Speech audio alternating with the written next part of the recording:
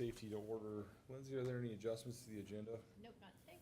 Seeing none, we'll move on to the consent. I believe we were all here at the last meeting, were you not? Yep. So is there a motion to approve the consent agenda? Motion. Motion by Jason, is there a second? Second. Second by Jeff, all in favor, please say aye. Aye. Motion carries. Moving on, to item 5, we have a resolution to approve a professional services agreement with Telamon Energy. Ross? Yes, good morning, Ross Hillary, Planning and Zoning Director.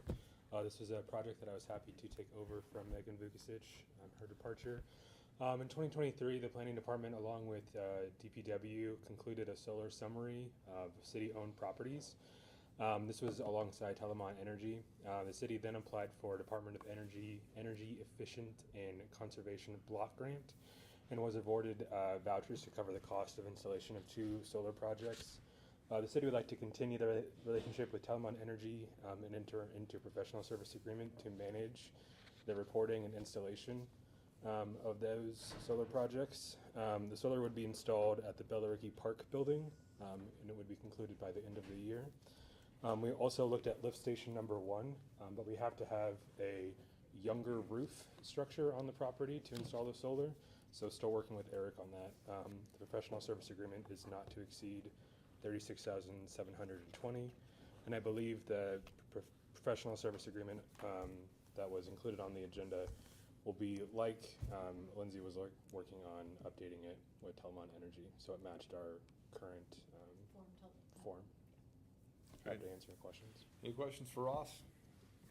Seeing none, is there a motion? Motion. Motion by Jeff, is there a second? Second. Second by Jason, all in favor, please say aye. Aye. Motion carries. Thank you, Ross. Next is a request to approve reimbursement agreement with Citizen Energy Group. Mackie? Morning, Tim Mackey, City of Fishers Engineering, and before you is an agreement with CEG, a water company, to relocate under a reimbursement agreement for 126th Street and Southeastern Roundabout. They have a couple of main lowerings and also some hydrant relocations on the project. And this is just a reimbursement of about $273,000 for that relocation services. Any questions for Tim? What's the start date on that project? We're waiting for the pre-con. After this meeting this week, we should be able to cut the check for our portion of the project, and then we have a pre-con. They're slated for a 60-day closure from when school goes out, but they can work outside of these days on the Hunters Run connection portion of it. Yeah. Were we able to get Florida, with DPW able to get, they haven't started on reconstruction of those sections on Florida Road, have Not they? yet, no. Okay. Is there a motion to approve? Motion. Got a motion by Jeff, is there a second? Second. Second by Jason, all in favor, please say aye. Aye. Motion carries. Thank you, Mackie. Next is a participating provider agreement with Coordinated Care Corporation. Is this the last one? No, I got Oh, one more. okay, Got one more alright. after this one. Alright. Laura Gropp, Deputy Director of Finance and Operations for the Health Department. Before you is a provider agreement with Coordinated Care Corporation so that the Fishers Health Department can be able to bill and accept insurance with Coordinated Care Corporation, or also known as Managed Health Services. Well, I think we know the drill, so thank you for your work on this. Is there a motion to approve? Motion. Motion by Jason, is there a second? Second. Second by Jeff, all in favor, please say aye. Aye. Motion carries, thank you. Thank you. Next, we have a request to approve amended parking fees at Geist Waterfront Park. Good morning. Jake Reardon McSorley, Director of Recreation Wellness for the City of Fishers. Before you is a resolution to approve a updated parking fee structure for Geist Waterfront Park. A little bit of background. A year ago, when we opened the park for the first time to the community, we set a fee structure of $50 per day for non-residents during beach season. Beach season is approximately Memorial Day weekend to Labor Day weekend. That's the time when swimming is allowed, lifeguards are hired, and staffing during swimming hours. We are revising that and updating that based on all the learnings we had from last summer to be $25 per day for non-residents during peak hours for this upcoming 2024 beach season. If this is approved at Board of Public Works, it would then go to City Council for. I think one of the other items that we're excited about is this year going forward, people just need to bring their driver's license. Yes. They don't need to use the electronic Correct. pass any longer. Yep. So you don't, no need to go through the app. At this point, we'll just have people manning the gates, and if you're a Fishers resident, you just show your driver's license and you can get through, so there won't be a requirement for the electronic pass. Exactly, streamlined process for residents, and honestly, a streamlined process improvement for non-residents. You could pay at the gate. Last year, there's actually a window you had to pay ahead of time and then show up with your receipt. So you don't have to do that this year either. Now, we'll continue to monitor this. Obviously, we were concerned about attendance levels, opening year. Those numbers didn't hit where we were worried they were going to hit.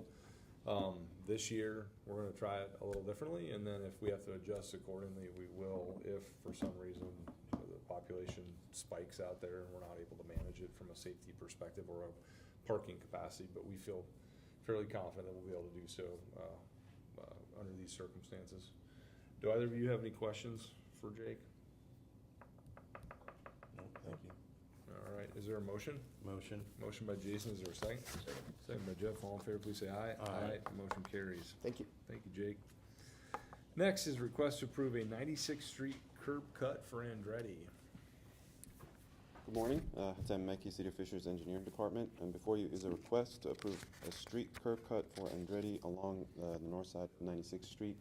This curb cut is approximately 350 feet just east of the Nickel Plate Trail. This will serve the Andretti, the new Andretti development on Hague Road. This will be a right in, right out, and a left in only. There will be no left out. This curb cut took into consideration the approaches for the new bridge on 96 and Nickel Plate Trail. So this is for your approval. So right in, right out, and then Left a in. left in, so if you're going eastbound, you'll be able to take a left in Yes. on 96th Street? Yes. Sorry, it's west, yeah, so the curb cut is Okay. west of the Nickel Plate Trail, sorry. All right. Yeah. Squeeze that in. How far away is that from the, I don't know what the road is called, it comes out by Arby's Is that on right 96th there? Street? It's 350 feet west of the Nickel Plate Trail, so Okay. it's about That's probably- 400 maybe. 600 feet, right? And it doesn't line up with any lights or anything, and No, it doesn't interfere it's with in- any queuing with any of those, the No. light Menards or any of that? No, Okay. it's way before the left turn in goes into Menards. So And there's it's, there's a median there. yes, they're right, gonna hard cut into the curve. median, a left turn in. For how many, and what's the holding capacity on that? 2 cars? Yeah, we kind of give it a car and a truck. Okay. It's, But the semi-traffic, they still plan to go down Hague? Yeah. Okay. Gotcha. Any additional questions? Seeing none, is there a motion? Motion. For a second? Second. Second by Jason, all in favor, please say aye. Aye. Motion carries. Thank you, Maggie. Next is request to approve the 2024 Neighborhood Vibrancy Grant Committee Quarter One funding recommendation.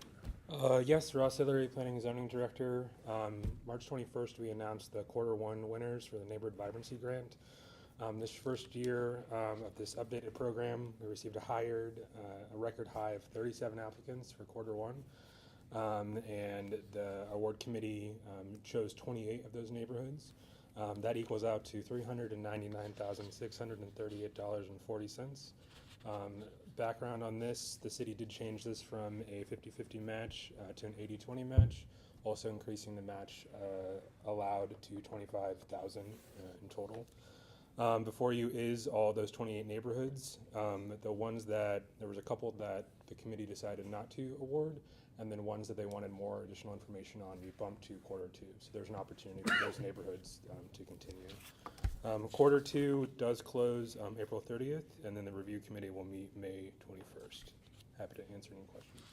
This is a record response and a record investment. Do you know total amount of money between our money and then the HOA money going together?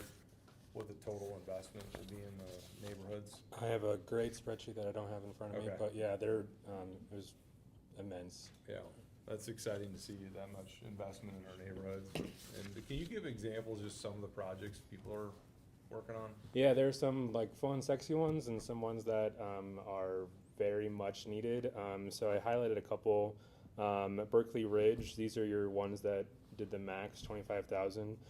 They're replacing an entryway sign, lighting, and landscaping. Britton Ridge had a pond around, several homes around a pond that had deferred maintenance, so they needed some immense shore restoration. That's another one that did 25,000. Swan Creek Woods is an apartment complex and housing neighborhood that shares irrigation, which you're not going to see underground, but neither development could choose when they were watering their grass, so they're separating that irrigation system. Tanglewood is installing a new playground for 5 to 12-year-olds, and then the Haven, which is a newer development, they're looking at renovating landscaping irrigation at their front entrance as well. So. It's great. It's an exciting program. We're glad we're able to do some additional investment in it. Any questions for Ross on this? Seeing none, is there a motion? Motion. Motion by Jason, is there a second? Second. Second by Jeff, all in favor, please say aye. Aye. Motion carries. Thanks, Ross. Thank you. And the letters have gone out to all the recipients? Yes. Okay. The time between the announcement and now was us collecting financial data or financial information. Gotcha. Because different from before, where we had them submit their project and then we paid them in reimbursement. Yeah, These projects are so large that we are actually providing those funds up front. They're MOU. gotcha. Great. Thanks, Ross. Next is a request to approve special purchase and agreement with Amelia Technologies. Rome? Morning. Morning. Jennifer Rome, Business Solutions Group Assistant Director. Requesting approval for a 3-year contract for replacement of the current Parks and Recreation software for the vendor Amelia. The software will replace the current Civic Rec software and provide additional functionality needed for current operations of the Parks Department and as well as the future needs with the community center that's coming online in October of '25. Questions for Rome? None? Seeing none, is there a motion to approve? Motion by Jeff, is there a second? Second. Second by Jason, all in favor, please say aye. Aye. Motion carries. Thank you, Rome. Final item of the day, and a big one. Request to approve residential solid waste, yard waste, recycling collection, and disposal. Final RFP. Good morning, Lindsay Bennett, City Attorney, Corporation Counsel. Before you is the final RFP for the trash. If you recall, on February 27th, you approved a proposed RFP for weekly trash pickup, biweekly recycling, and seasonal yard waste. That would begin on January 1st, 2025 for a 5-year contract. After that meeting, we opened a 30-day comment period and published a notice on the website and in the local papers. And that comment period closed April 4th. And we received 18 comments, 17 from Priority, 1 from Waste Management. So we took a look at those comments and added some of their proposed comments into the final RFP. Some of those include an administrative fee. The bidders will have to terminate their contracts as of January 1st, 2025. And we're requiring bidders to clean up any of the leaks that they may have around the city, because we have had some issues with that. And any other comments that we did not include in this final RFP, if they are the chosen proposer, then we will be able to negotiate at a time in the future. So our next steps, we'll put out this final RFP, and the responses will be due June 1st, and that will begin the negotiation period with the proposers. And then before awarding an actual contract, we'll hold a public hearing in July. So as to put a fine point on what Lindsay just mentioned, this is the final approval of the request for proposals, but not the final approval of a trash contract. So Right. there'll be opportunities for the public to weigh in at the appropriate time, once we get some numbers and responses back, and hopefully we get a variety of responses back. Hoping for some decent competition in this. Any questions, Jeff or Jason, on this? Did they have any concerns about trying to start this 25? No. Okay. And I think some of the language that I think we tried to help clean up is making sure that the trash companies don't put some sort of cancellation fees on residents today in anticipation of this. So if they don't get it, now all of a sudden you're slapped with a Right. $90 fee for cancellation. And did we address the can pickup? We will in an ordinance amendment. Okay, so we're gonna try to accommodate all that so that there's no opportunity for someone to take advantage of the city trying to, Like leaf cans and. Yeah. Yeah, right, okay. so we're working through all that. And then I think Jordan and Lindsay and everyone has done a good job of trying to incorporate every service that we think might be plausible that someone would Yeah. want, and then trying to get a price associated with those, so. And all those will be taken into consideration when we look at the RFP. Obviously, the base rate's gonna be your biggest driver, but all those ancillary services will also come into play, and that's something that the three of us are gonna have to look at as we, decide whether we're okay with and maybe educate, the three of us on approval process of the actual contract. Would that be here Yes. and not? Yeah, at it the- will be solely with the board. Okay. So there may be a time, we need to set aside when we get our proposals back for the three of us to either, I don't know whether we want to interview people or not, but we certainly could be afforded the opportunity to have that conversation, I would think. Yeah, proposals are due June 1st, and then we put in the RFP that we'd have a public hearing on the award of that contract, one of the meetings in July. So you could have 6 to 8 weeks essentially to look Okay. over those contracts and negotiate. Gotcha. So we would look over those things before we would have the public hearing. Right. So we would basically be showing the final, hey, this is the best and final offer kind of thing? Yep, Okay. that's right. And then the only council action that will need to be taken is once we implement the actual fee, we'll have to take that fee to council for approval. Do we have to, as a board, publicly accept the proposals? No. Okay. So, So we can receive them through my administration, and then yes, we can look at those, negotiate, and then come back to the public with, okay, here's what we think is the best option. So we would have some Right. executive session options Yeah. for Yeah, the I would think so, negotiations. Yeah. for negotiations, yeah. What's our expected response? I mean, what's our target? For number of responses, I would hope at least 2 or 3. yeah, I know we had assumed we'd get 2, but then we had another one submit comments Okay. that we had not anticipated. So I'm So 3 have hopeful that expressed 2, interest. Mhm. possibly 3. Yeah. Okay, Yeah. So fingers crossed that we see a right, wide range and good variety of competition right. going forward. All right, well, we might need a bigger room for the public meeting, but I think we'll be in our new building for that, so. We will. The answer Yeah, is yes. yeah, yes. It's get a little crowded in here potentially. All right, is there a motion to approve the final RFP? Motion. Motion by Jeff, is there a second? Second. Second by Jason, all in favor, please say aye. Aye. Motion carries.